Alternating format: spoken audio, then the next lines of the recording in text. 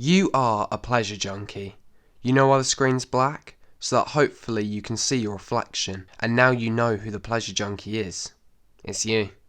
Don't feel too bad though. Most of us, if not all of us, are pleasure junkies to some degree. Okay, so what's a pleasure junkie? Well, a junkie is an addict, and pleasure is happy brain chemicals like dopamine. You, my friend, are addicted to dopamine. How long have you been on the device you're watching this video on? How much scrolling and clicking have you done? You're probably addicted to your phone or tablet or computer or TV like most of us.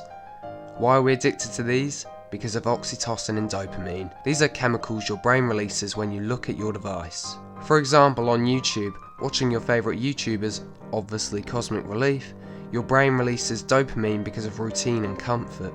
You're addicted to your phone because it makes your brain create dopamine. It's pleasurable.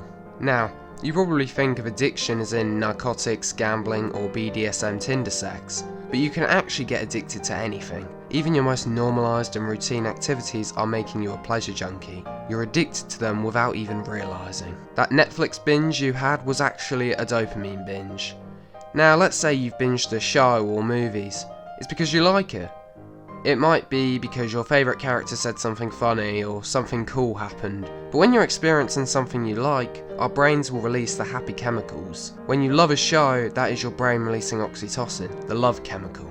So binge watching a show on Netflix is binging your happy chemicals. And there's more. You know when you finish a show and after the binge you feel a bit down and empty? That's your mind and body withdrawing from dopamine. Your source of dopamine release has run out.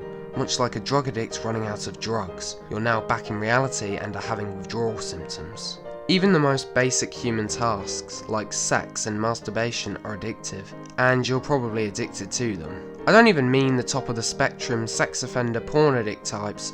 We're addicted to orgasms because they're pleasurable and it's pretty easy to obtain. Post-nut clarity is also withdrawals. Your brain has literally overdosed on happy chemicals and is now lost. You've got hints of the chemicals like dopamine and oxytocin releasing before the orgasm, and when you do bust that nut, your brain has produced so much dopamine and oxytocin, it hasn't got any left. That's why post-nut clarity is often depressing or puts you back into reality. You think clearer because your brain is no longer drowning in pleasure chemicals. An orgasm is essentially BTEC MDMA. People who are overweight, or whatever the PC word is for it, are probably addicted to food. You see, this is an evolutionary flaw. Long ago, things like fats and sugars were rare, but the body needs them, so our brains developed to get pleasure from eating these foods. But now, thanks to supermarket chocolate, they're not so rare. Yet we still get pleasure from eating them. Therefore, we can get addicted to junk food. I have to say it, junk food junkie. But if you are addicted to unhealthy foods, your brain is so used to binging on pleasure to bother with feelings of motivation or moderation or exercise. Humans are very prone to addiction. Obviously we all vary in how far we go, but it does make sense. We live for pleasure. We live for happiness. So it makes sense to do things that make us happy. This is the only advice I'll give: moderation. Every person has an addiction of some sort. Even your Buddhist monks are probably addicted to the natural DMT high they get off meditating, those junkies. Personally, my addiction is making YouTube videos. Seriously, my brain releases dopamine every time I see more views and subscribers on this channel. You guys are basically making me come. But seriously, there's nothing wrong with being a bit of a pleasure junkie. Just don't let the chase for pleasure or highs take over your life. It's meant to be a treat, not a default.